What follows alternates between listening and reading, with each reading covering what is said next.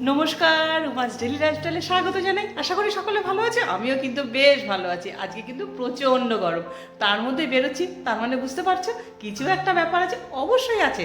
Special special কিছু একটা ব্যাপার, সেটা আমার জন্য কিংবা সকলের জন্য, আমরা যা কজন আছি সকলের জন্য কিন্তু একটা অক্সিজেনের কাজ করে, সেটা নিতেই যাচ্ছি। কেন সারা সপ্তাহ আমরা প্রচুর কাজ করি, প্রচুর পরিশ্রম করি, সেটা সাংসারিক জীবনেই হোক কিংবা এমনি জীবনেই হোক, সেটাকে স্ট্রেসটাকে রিলিভ করার জন্য আমাদের এই আজকের আয়োজন।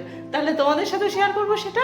তাহলে চলো যাই, আমি কিভাবে যাচ্ছি না যাচ্ছি, কি হচ্ছে না হচ্ছে, সবটাই তোমাদের শেয়ার করবো। প্লিজ প্লিজ ভিডিওটা দেখো, আর কেমন লাগে একটু জানিও। রোদটা দেখো, কি রোদ, বাপরে বাপ।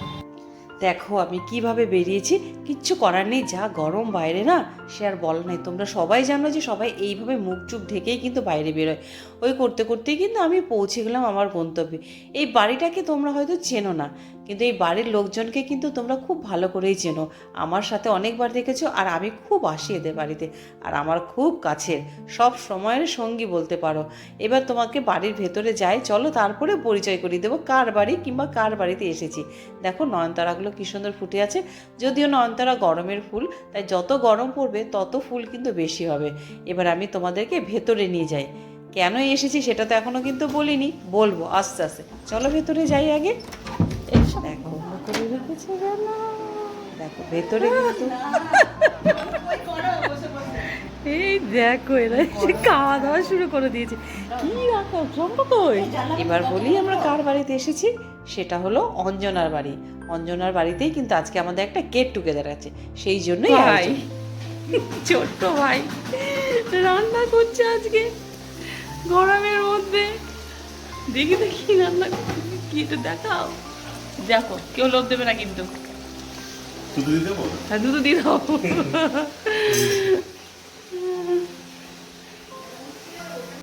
এবার চলো আমরা চুটি আনন্দ করি। প্রথমেই শুরু করেছি কোল্ড ড্রিঙ্কস দিয়ে।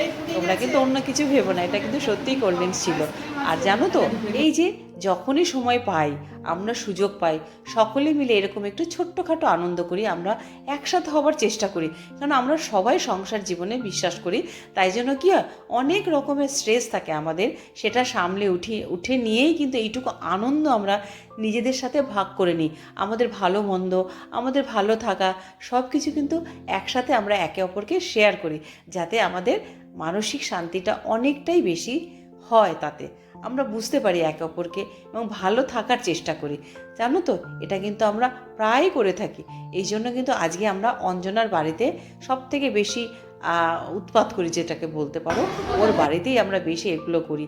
আরে দেখো দীপাও কিন্তু কাজ করতে, জানো তো দীপার জীবনের লড়াই, ও কিন্তু এতটা করে উঠে এসেছে, আমাদের সাথে এসেছে, এটা সব থেকে বড় পাওয়া। আর সব থেকে বড় কথা, সঞ্চিতাকে যেমন মিস করছিলাম, তেমনি সাজবাতিকেও। ওরা সব সময় আমাদের সাথে থাকে। বিশেষ কারণবশত ওরা দুজনে আজকে আসতে পারেনি, আর বাকিরা অনেকেই আসতে পারেনি, কেন এটা হয় যে আসতে পারে না। এবার তোমাদের দেখাই মেনুগুলো। দেখো সাদা ভাত আছে, এটা দেখো কাতলা কালিয়া, বুঝতে পেরেছো, আর আছে ডাল, দেখো মুসুরির ডাল গরমের দিন, আর হলো মাটন। এটা আমাদের ফাইনাল মানে মেনু কমপ্লিট হয়ে গেছে কিন্তু। আর পুরো দায়িত্বটা কিন্তু সুপ্রিয় করেছে। এত সুন্দর গুছিয়ে কাজ করতে পারে একটা ছেলে, যে নাকি অফিস করে এবং এই সব কাজও করে, আবার সুন্দর করে সংসার করে। বলো তো কত ভালো লাগে। এরকম মানুষ কি পাওয়া যায় এখনকার দিনে? সব দিকে অলরাউন্ডার। দেখো আর কি গোছানো, সব কিছুই কিন্তু ও করেছে।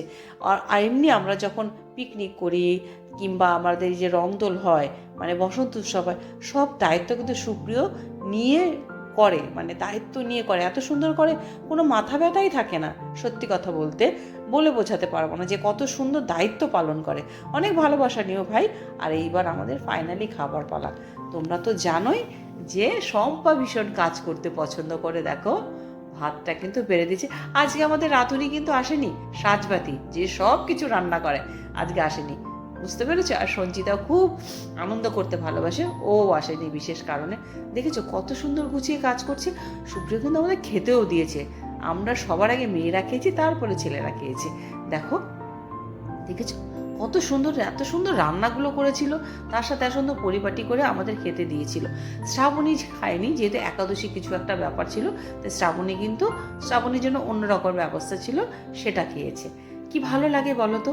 মাঝে মাঝে এরকম যে গেট টুগেদারগুলো হয় না, আমরা যখন একসাথে হই না, এত আনন্দ লাগে না, এত ভালো লাগে না, মাথা থেকে সব স্ট্রেস তখন না দূর হয়ে যায়। যে কয়েকটা ঘন্টা যখন আমরা একসাথে কাটাই, একে অপরের সাথে গল্প করি, একে অপরের সমস্যাগুলো বলি, তখন না মন যেন একদম হালকা হয়ে যায়।